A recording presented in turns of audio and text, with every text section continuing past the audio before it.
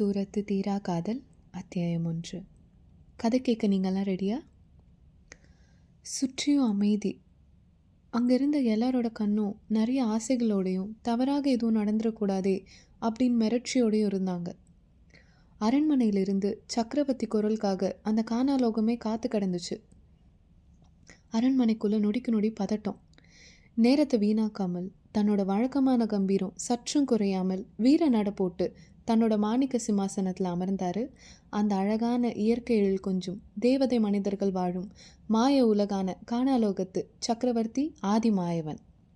அவர் முகத்தில் இருந்த அந்த கனிவும் கம்பீரமும் அவரோட அழகான அந்த நீல நிற கண்களும் அங்கே இருந்த பதட்டத்தை கொஞ்சம் குறைச்சதுன்னே சொல்லலாம். மன்னர் தனக்குள்ளேயே சில மந்திரங்களை சொல்லி அவர் சொல்ல வர அந்த செய்தி 8 திக்கும் சென்று அந்த கானாலோக உயிர்கள் அனைத்திற்கும் கேட்குறபடி செய்கிறாரு. இந்த மந்திர அதிர்வலைகளை உணர்ந்த அந்த ஜீவராசிகளும் மன்னரோட செய்தி கேட்க தயாராக இருந்தாங்க. இப்போ மன்னர் பேச தொடங்குறாரு.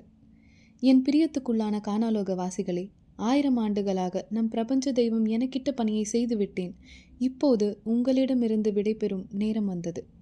உங்களுக்கும் அது தெரிந்ததே. இந்த மாணிக்க சிம்மாசனம் தன் பொலிவை இழந்து கொண்டே வருகிறது. மீண்டும் தகுதியான ஒருவன் உரிமையோடு இந்த கானாலோகத்து சக்கரவர்த்தியாக இதில் அமரும்போது இந்த சிம்மாசனம் புது பொலிவை பெறும். அந்த தேவதை மனிதன் யார்? நம்மில் அதிக சக்தியும் திறமையும் கொண்டுள்ள ஒருவன் அப்படின்னு சொல்லிட்டே இருக்காரு. அந்த தேவதை மனிதன் யார்? நம்மெல்லாம் அதிகமான சக்தியும் திறமையும் கொண்டுள்ள அந்த ஒருவன் யார் அப்படின்னு மன்னர் பேசிக்கிட்டே இருக்கிறப்போ மன்னரோட குரலை ஒரு மந்திர உச்சாடல் எடவெட்டுது. இதை கேட்டதும் ராஜமந்திரி மாசியா செம்மனுக்கு சரியான கோவம் வந்துருச்சு. ரணதீரா, மன்னன் பேசும்போது இவ்வாறு இடையில் வராதே என கேட்க அதையும் இந்த ரணதீரன் பொருட்படுத்தலை. ஏளனமா, அதாவது கொஞ்சம் நக்கலாக பேசுகிறான்.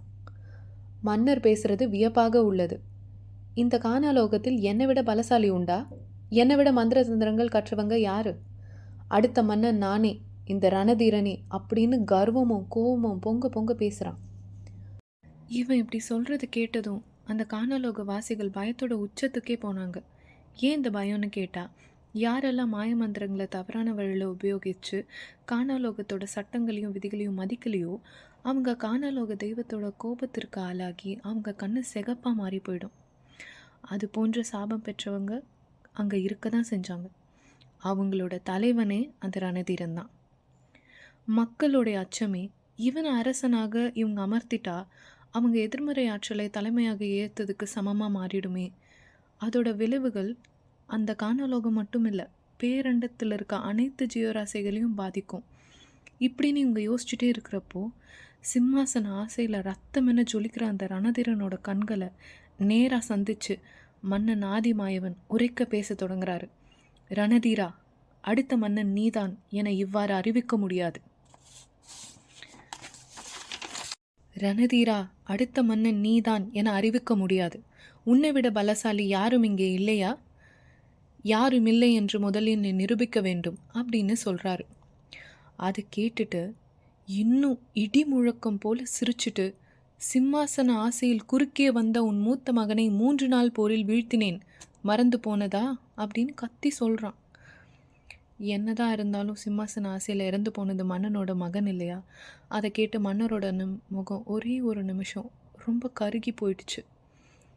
ஆனால் மறுநொடியே நிமிர்ந்து பார்த்து, என்னோட இளைய மகன் இருக்கான், மறக்காதே அப்படின்னு சொல்ல இன்னும் அதிகமாக சிரிக்கிறான். யாரு? உயிரோடு இருக்கானா இல்லையான்னு தெரியாமல் ஒருத்தன் இருக்கானே, அவனா அப்படின்னு கேட்டு சிரிக்கிறான். சிரிச்சுட்டு இன்னும் சொல்கிறான், 11 வருஷம் ஆளையே காணும், அண்ணன் இருந்த பயத்தில் ஓடி ஒளிஞ்சுக்கிட்டு என் மந்திர பார்வையில் கூட படாமல் போனானே, அவனா அப்படின்னு கேட்டு இன்னும் சிரிக்கிறான். எல்லாருக்கும் ஒரு மனசு ரொம்ப நொந்து போயிடுது. மன்னர் சிம்மாசனத்தில் இருந்து வேகமாக எழுந்து, உன் வார்த்தையில் உள்ளது என் மகன் இருக்கும் இடம் அப்படின்னு அவனை மாதிரியே திருப்பி ஒரு சிரிப்பு சிரிக்கிறாரு. அதை பார்த்ததும் அங்கே இருக்க யாருக்கும் ஒன்றும் புரியல. ஏன் மன்னர் இப்படி சொல்கிறாரு அப்படின்னு ரணதீரனுக்கே ஒரு நிமிஷம் புரியல. குழப்பத்தில் தான் முழிச்சிட்டு இருந்தான். உடனே மன்னரே விளக்கம் சொல்கிறாரு. அது என்ன விளக்கம்னா, மன்னர் சொன்ன அந்த வார்த்தை, உன் வார்த்தையில் உள்ளது என் மகன் உள்ள இடம் அப்படின்னு சொன்னார் இல்லையா? அது என்னன்னா, ரணதீரன் சொல்லியிருக்கான், என் மந்திர கண்களுக்கு அவன் அகப்படவில்லை அப்படின்னுட்டு. ரணதீரனோட மந்திர கண்களுக்கு அகப்படாத இடம்னு ஒன்று காணா உலகத்தில் இல்லவே இல்லை. எல்லா இடமும் அவன் மந்திர சக்தியில் தெரிஞ்சிரும். ஆனால் ஒரே ஒரு இடம் அவன் மந்திர கண்ணில் படலை. அது என்னன்னா, அவங்க பிரபஞ்ச தெய்வம் வசிக்கிற அக்னி ரூபமாக காட்சி கொடுக்குற ஒரு மலை அங்கே இருக்குது. அந்த மலையோட உச்சத்தில் கடுமையான தவத்தில் இருக்கானா நம்ம ஹீரோ, இளைய மகனான ஆதிருத்ரீஸ்வரன். வருவானா வெல்வானா? இதோட இந்த எபிசோடை நாங்கள் முடிக்கிறோம். அடுத்த எபிசோடுக்காக வெயிட் பண்ணுங்கள். கதை சொல்கிறது எங்களுக்கு ரொம்ப பிடிக்கும். கேட்க பிடிச்சவங்க மறக்காமல் கேளுங்க. பாய்.